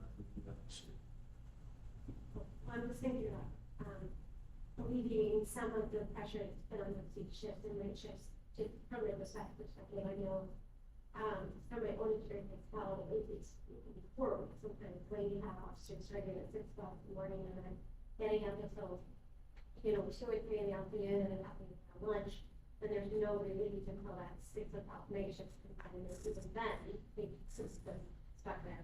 So, the overtime, all that stuff is also very important, but some of the relief and the burnout, and not having these officers, they don't want to come to work because they want to stand. Sure. So what I'm curious about then is if those 2 detective positions are, put back in, 4 officers in custody, how they can be a 3rd shift somehow, even if it's just maybe a couple officers that are put in there to give some relief to that day shift. So the other thing that I don't really want to talk about because it's not good news, but we have people that are on admin leave. We have people that are restricted, that I have restricted, and taken away their powers because they're under investigation. Right? And so with all that being said, even with the full staffing we currently have, we're still operating in minimums. Right? Because we're identifying training issues, we're identifying people are complaining more to the police because they trust us. People are calling the police because they trust a certain demographic community, trust the police. And so that's a huge strain on us. In order to staff a full shift of a 3rd watch, we need at least 6 police officers. So. Right, but, and I've seen it done before too, though, where you might have like a worker or something like that, so you have 2 of them, they come in at 3, that's it, shift, 3, it's 2 of us. So all I'm trying to make sure is that if we are able to add the 2 other positions, what it again is, we want to provide some of those officers, Yes, yes, the answer is yes. In order to do it the right way though, we have to have a supervisor, we have to have leadership in place. The problem is we can't have officers committing to things and then there's no accountability in the back end, right? So there has to be an actual structure for them and a time they show up for briefing with some sort of supervisor that's saying, hey, you're here to watch. The other thing is too, and I ran a midship for like 5 years. That's usually the productive, we'll call it the busy watch or productive watch. Those are usually the officers that want to go out there and do proactive police work. So it's identifying all those officers that we have to put on that shift. Right now where we're at, with the current 4, we have enough to put 1 additional body on each patrol team. We have 4 patrol teams. And so each patrol team right now is at bare minimums, which means people can't take days off, they're forced to come in, they're depleted. So that 1 extra police officer will add some sort of reading, so we can say, hey, go enjoy that 3-day weekend. Or go take some, whatever time. I would love to have a full workforce with no personnel complaints, no one under investigation, but that's not our industry, right? Our industry is dynamic, it's fluid, it's not a 9 to 5 job. So as everyone knows. And so every night I'm woken up at some point from someone in my command staff informing me, we just have this, we just have that, and those are things that I believe that we need to be aware of. Right? And so to answer the question, yes, by having 4 bodies, I don't know if we could staff a full 3rd shift. I would like to say, but without having the actual structure in place, because then we have to do time, we have to factor in all the other things, that not just saying, hey, show up for work. We have to do some people on 160, some on 171. What schedule are they on? They're 312 or 410s. Ideally, in a perfect world, I would like to have 4 10-hour shifts, right? And you have 2 primary watches and 2 PM or 2 mid watches. They're on 10-hour shifts. That's kind of what America does, and they're very effective, but we just not there. Yeah, and so, if we do get those 4 positions, it'll put us pretty close, because we have 4 in the police academy, 2 on FTO, we have 2 that are out right now. And so if we get another 4, we'll probably stop other positions, but we'll have enough at that time. And then we could go to the 3 10-hour shifts, which would reduce our overtime, because we could go to 160 schedule. The whole lot. But it's gonna be, yeah.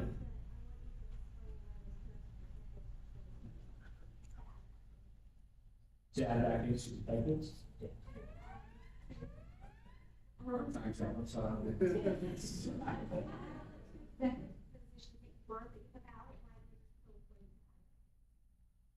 Well, because our detectives are handling things that are a little more complex than they've ever been. They're using technology, they're using, more people are coming to the police. The sheer volume of crimes that are happening, we haven't seen it, with the growth, right? And these guys investigate everything. They don't just say, hey, we're not gonna investigate that. Do it, right? We don't ever want to be that way. And so I can tell you, as the chief, I see every single crime that comes through. I read every single thing on the log that comes to me. And so these guys are burned out. They're burned out, and when you have burned out police officers or staff, they go somewhere else for more money and to work less. And they're here because they love it. Through all the stuff that's happened in the last couple of years, they're still here. They're resilient, and they haven't given up hope. It's about 250,000. Thank you. Sorry.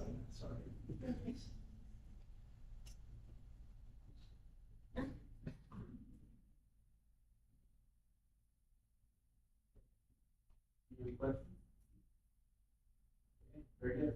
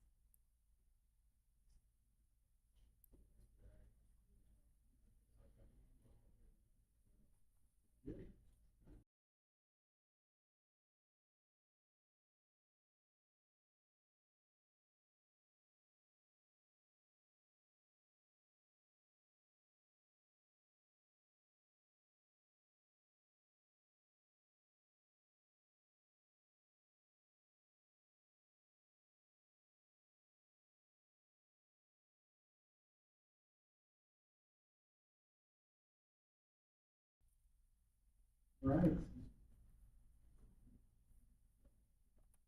You can hear me okay?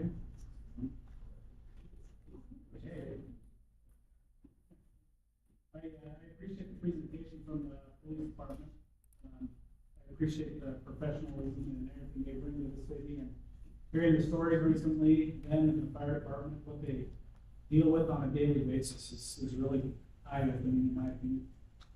I serve as chairman of the board for Heritage Community Charter School, which is one of the schools that has requested an SRO. And I can tell you, there's nothing that I feel like is better for those kiddos in that school to have a police officer there that they can interact with and get to know, because I feel like as they grow up in the community, them harkening back and having that relationship with a police officer in the school, I think is critical. So I really appreciate that.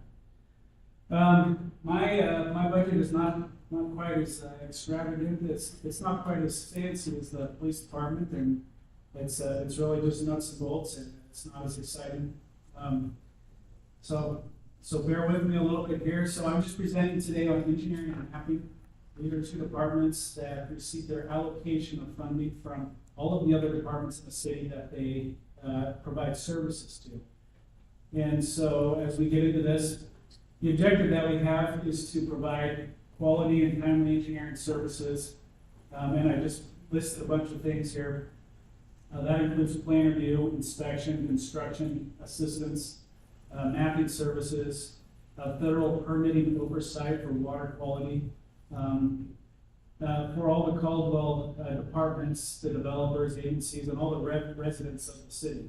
And while we do all that, we try to work as efficiently and effectively as possible, so that we're providing the best service at the best rate that we can. Some of the goals that we have, or at least that I feel like are important, we have received several new staff members this last year, and we really appreciate in the last budget cycle, council approved us to open up positions that were very much needed. We have filled many of those positions, and now we're in the process of training those employees so that they can become more productive and efficient in their work. And so we're in the process of training staff. And what we're trying to do is organize our department better so that we can interact and work with the other departments of public works in a more organized fashion. I feel like in the past we've had some projects that have been jumbled a little bit. And I really want to focus on making sure those are clear, making sure the other departments, as they approach these projects, they have good schedules and they know what is expected and what is anticipated, and they're not being pulled around from project to project. Those situations where they have uncertainty in the other departments, I feel like that drives, that provides bad morale. They don't really know what to expect from day to day, and that's what I feel like we need to eliminate. Currently in the engineering department, we have 4 open positions. And let me just skip to the end here real quick where we have our chart. I guess maybe this pointer does work. We have an open position here, superintendent for the environmental work. We have 2 open positions here, which are both engineer, associate and project engineer positions. And then we also have a plans examiner position open here. We do have 1 position that's proposed, and that's in the mapping department. And that is to help out primarily with land development, to make sure we have the staffing needs for the red carpet team, and to be able to help developers understand what the requirements are from a mapping and addressing standpoint as they go through development. Our personnel requests in the engineering department are really pretty limited in the engineering department proper. We really are only requesting that we change 1 position from associate engineer to a project engineer. And the reason is because we need a little bit more, we need a PE and someone else that can actually sign and stamp plans, that is able to oversee some of the newer employees. But what we have looked at with the difficulty in hiring engineers, we may want to look at some possibilities of restructuring our department so that maybe some of those engineering positions aren't needed, and that we could fill those with other individuals that aren't engineers, for example. Sometimes we can find people that have done design or other types of engineering type work even though they're not engineers. And so we're always looking at that as we try to fill these positions. These two positions have been open for a while. I think over the last 3 or 4 months, we've done 2 interviews, and both candidates, we felt like we're not qualified for the position. There are other positions that are budgeted out of engineering, but they are more public works related. And 2 of those positions are the 2 deputy public works positions that we have. One of those positions was actually open mid-year, and Ashley Newbrief is here in the back, was put into that position as the deputy public works over all of the water quality in the city. And so her responsibility as that deputy public works director is to work primarily with the water department, the sewer department, work over the storm drainage and the irrigation and some of those departments to make sure that they're meeting all of the water quality standards that the city has and making sure that all the permits are being upheld. The second deputy public works position is a transportation position, and that is one that Mr. Horton will be speaking a little bit more about next week, but in my opinion, it's a position that is needed very badly. I've watched the public works director over the last several years try to accomplish all of his work, and he's just getting pulled in so many directions that having someone specifically over the transportation so that the public works director can focus more on the planning of the city, the master planning, and making sure that everything's being planned out accordingly for the next 30 years, I think is critical. And so that person, the transportation deputy public works director, would focus more on the work with the street department, the maintenance needs, and some of the more day-to-day items that they have to deal with. The one other position that is a public works position, but it is housed in the engineering, is the control engineer.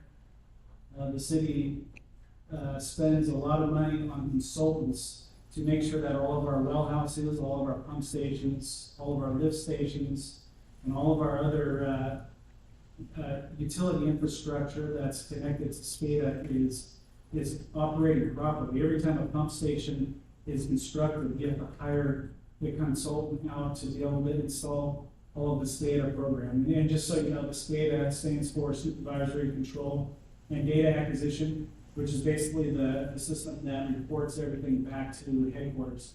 When a lift station goes down, there has to be a response time that is relatively quick because you're going to start having backups in the houses and it causes a lot of problems. When a well goes down, it's the same thing, you lose pressure. And so a lot of these programming issues that we have need to be dealt with on a regular basis, and that's primarily what this position here would take care of.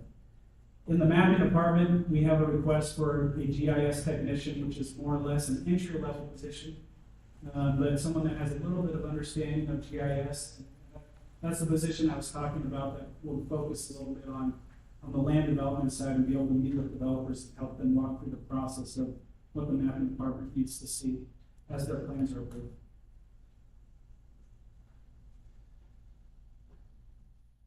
Most of the budget items in the engineering department don't change, and also in the mapping department. There are increases across the board with things like subscriptions to programs and all that sort of thing.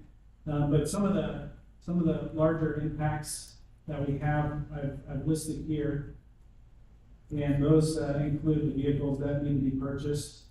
The engineering department currently has, I think that's 8 vehicles there. 9 vehicles. This one here, the Toyota, is going to be used primarily by the Public Works Director. And the 07 Colorado actually just today was rear-ended, so I don't know how useful that vehicle is going to be moving forward. But what we have to do is we're sharing a lot of vehicles in the engineering department, but there are certain positions that have to have a vehicle designated to them. And those are the inspectors that spend a lot of their time out in the field. And so because of that, we have requested additional vehicles to be purchased in the engineering department. And this year, to catch up with the positions that we filled last year, we're requesting 3 vehicles. And that would include a new survey truck, which would ultimately replace this old survey truck from the 90s that has a little bit of damage and isn't running well. We also have, and then the rest of these will not be replaced except for maybe that one. But the other vehicle that we're requesting is another pickup, and then the third is just a sedan so that we can have a vehicle to travel to and from meetings. The GIS department, one of their major expenses is a new server, and that's something that they need for their mapping GIS program. And this server is actually stationed as part of their, it's not part of the IT service system, it's actually part of their networking system. So the engineering budget, just to give you a little bit of perspective, last year, the total budget was budgeted at 2.2 million. The budget that we have this year is 3.2 million, and so it has increased about $1 million. And I went back and I wanted to see exactly why the increases were happening. And it was basically, as I mentioned, the three public works positions that are housed in engineering have been added. And then in addition to that, we have the increases that have happened over the year, and the proposed increases this year are all included in that budget. And then with that, we also have an addition of 120,000 for vehicles this year. I don't anticipate, we're not going to be purchasing 3 vehicles every year. So this is typically every year we would be purchasing maybe one. This year we feel like we need a couple additional vehicles just so our inspectors have enough have vehicles to be able to go out and conduct surveys. In the mapping department, excuse me. So this is the proposed budget. This is the proposed budget. So as you know, because the engineering department receives its revenue from the other departments, we put our budget together as best we can, and then what we do is we match the revenue from the other departments, and so that's why these all match the proposed versus the proposed of expenditures and things. So, and then just going into mapping, it's the same thing. This was their proposed, this was their proposed revenue from last year, and then the proposed revenue of this year. The proposed expense is this amount here, which is an increase from what was last year. About 180,000, 170,000. I looked back just to see what that was. Some of that is the new position that we're proposing, and then the increases that have happened, and then also the 20,000 for computers and server that they're proposing. Most of the other stuff in the department is all minimal. I tried to pick out the large items here just so you'd be able to see exactly what the increases are caused by. The one thing that I wanted to just point out, that kind of concludes the informational side of the budget. The city of Caldwell traditionally has been a small city, but as the city grows and as it increases, there's a lot of growing pains. And what that means is that new positions have to be created that the city never had before. And a perfect example of that are the deputy positions that we're proposing. NAMBLA went through the same thing 5 to 7 years ago, where they had to also add those positions because there was too much workload on the deputy director, on the public works director, and so you have to start spreading that out. The other thing that we've done is we have started moving our department into more of a specialized configuration where instead of having inspectors that will go out and inspect projects and then stormwater issues and a gasoline spill, we have actually started we've started putting them in specific categories. They're specialized more so that they're looking for specific things, and then we're able to train them more extensively on what they're specifically doing instead of just a general training on everything. And so these are some of the changes as the city grows. These are some of the changes that we have to start realizing. We have to specialize in certain things and have to make sure that we're filling the positions that we need so that just like Chief Ingram was talking about, we have experienced some burnout in our department. Some of the, over the last 5 years, we've had tremendous growth, and it's been tough on a lot of our employees to be able to have to work that hard and not have any redundancy in case they're out on vacation or something. There's no one there to back them up. And so we're trying to provide, at least have a redundant person for each position. For example, this one right here, the Blainer deal, which they have both been very busy. We just lost this employee, so now we're back in one plans examiner who, when he wants to go on vacation, there's no one in the entire department that's reviewing plans for all the subdivisions and all the developments, and that could be very problematic. We've had to contract some of that stuff out, and when you contract that work out, you end up paying more than you would pay if you just had an employee if you had an employee in the department doing the work. I think that we've made great strides this last year in reorganizing the engineering department. I think there's still maybe a little bit of structural work that we want to do. But generally speaking, with the positions, the people that we've hired and brought in, I think that the engineering department is definitely moving in the right direction. And I really appreciate all the employees that work hard every day in that department to make sure that all of the development side of things, all of the inspections, and all of the city projects we have going on are running smooth.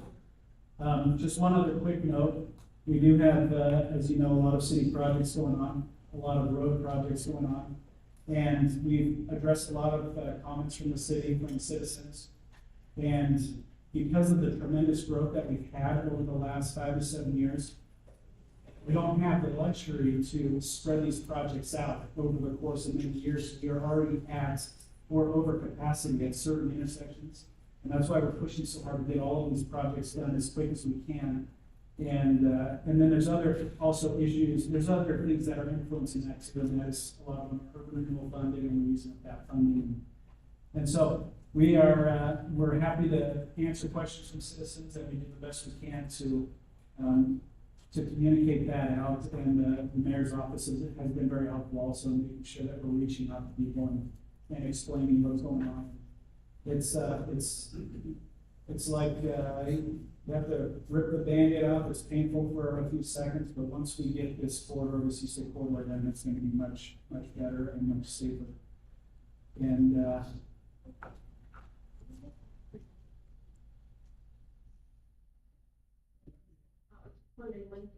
when was the projected date?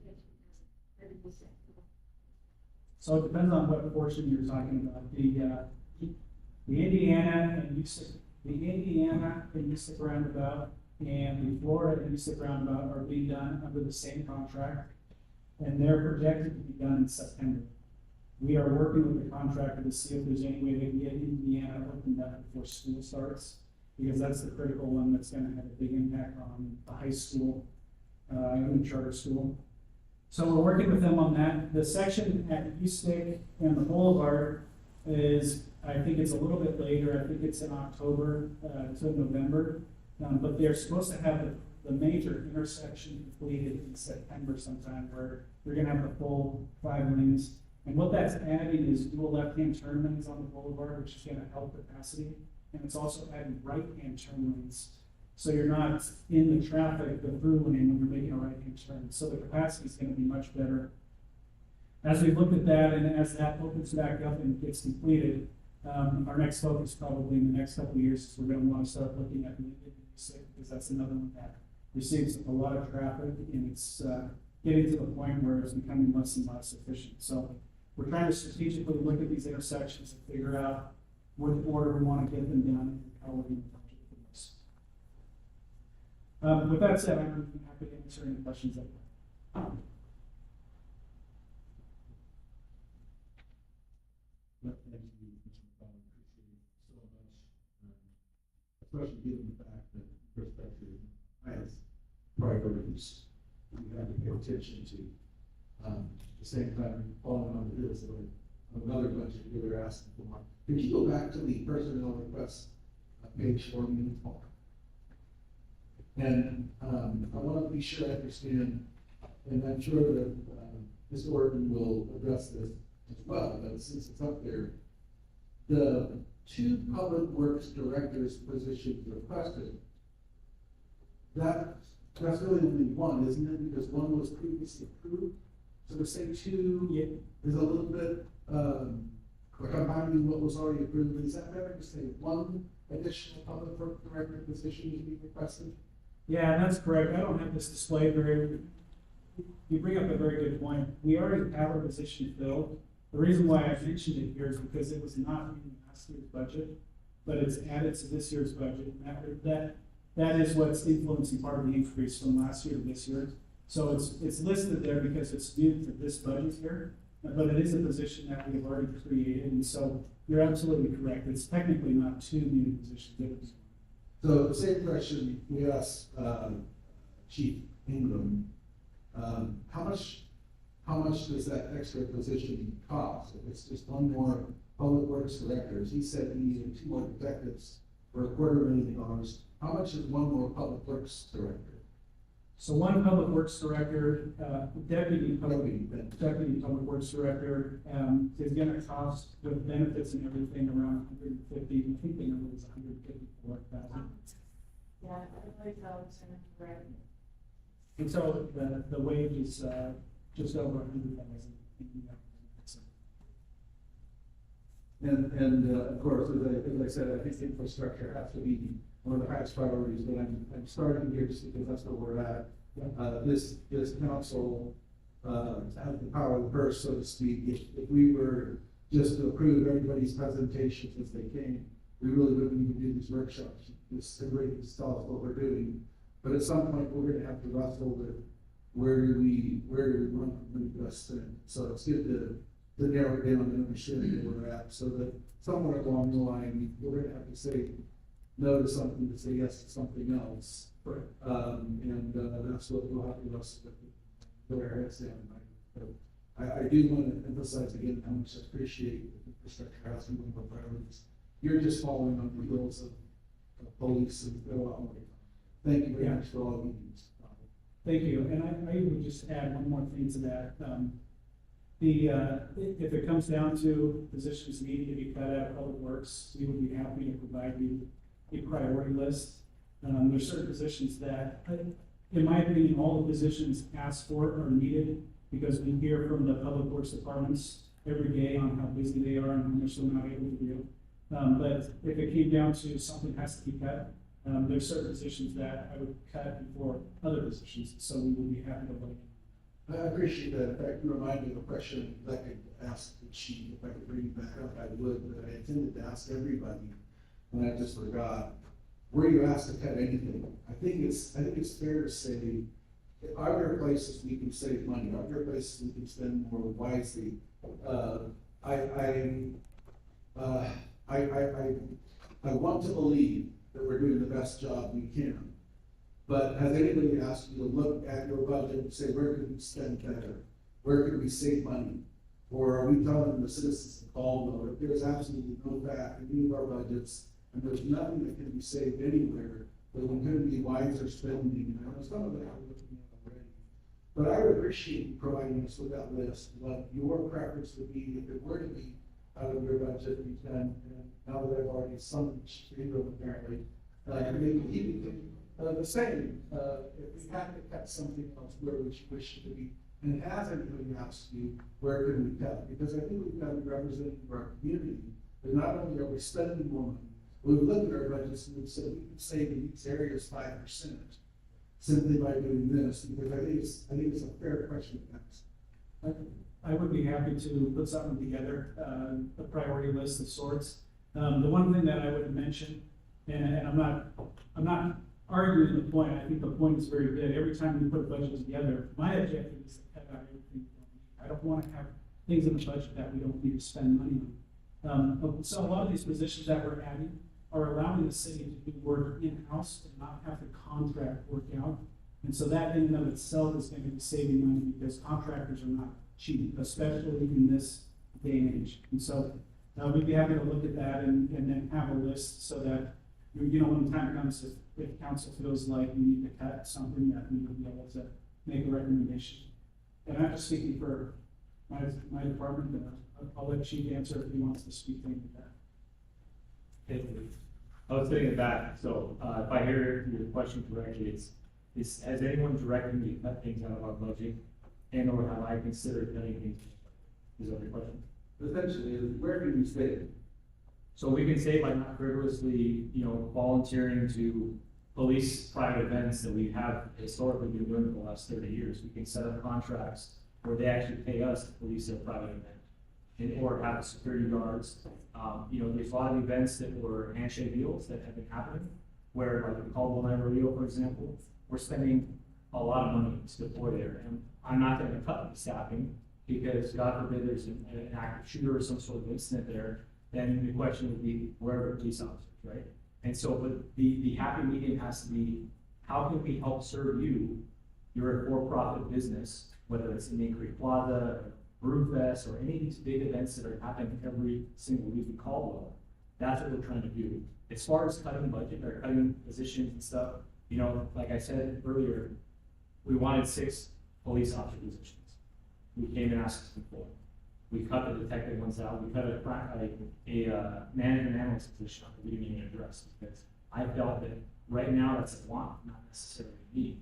But we're way behind. And so at this point, to cut other things out, I would say no, absolutely not. Rob, Yes. my first thing for the city council, when we looked at the purple fees, I know we were known for being a party as well, what we charge for permits.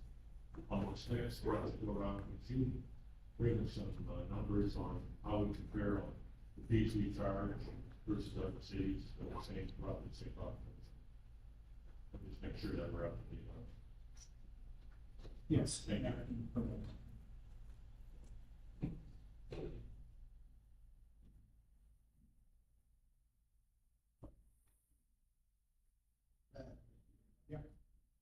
In the departments that you represented here, we really had a difficult time filling some of these positions. They've kind of been open for a while. Is that improving? Are we fixing that? You guys have positions that were filled last year, they're still open, and are we fixing that? Or is it getting better? Yeah, Councilman Allgood, I would say that it's definitely gotten better. Some of the improvements, or some of the increases that council approved last year made a huge difference. And we were able to fill positions that had been open for quite some time. The issue that we're seeing now is we've gotten our positions filled, and we've had a few employees actually come and go, and then they've gone off to other cities, and I think other cities are starting to pay higher wages as well. And so we're always gonna be in that situation where we're trying to not lose people to other cities. But by things that we're doing in the department, by helping people, have a good work environment, by some of the things that the mayor's initiated, bring your kids to work, and some of the activities that bring the city together, we're hoping that those are things that help people feel more unified and want to stay with the city. But we're always going to lose people, and I think that's just the nature of the beast. But to answer your question, yes, we have been able to fill more positions. Now, the engineering positions are much more difficult to fill, and that's just because nationwide there's a shortage of engineers, and so it's tough to get someone to come to Caldwell and be able to pay them enough for them to justify making that move. So we're doing the best we can, and we're scouting as best we can to try to find these good quality employees that will come and work for the city. And as long as we don't have some positions filled, we're gonna make do as best we can. But once they're filled, we feel like they're gonna complete the organizational chart and help things operate at a more efficient pace.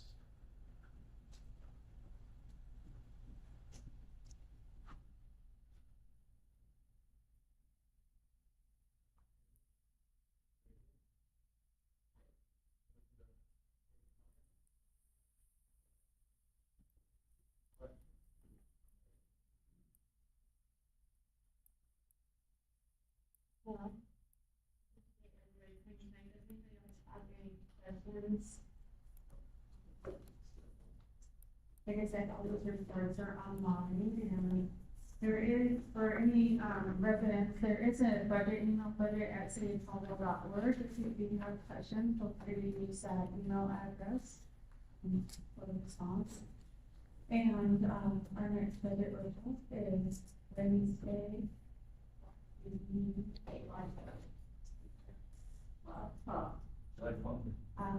Here at the airport, from 8,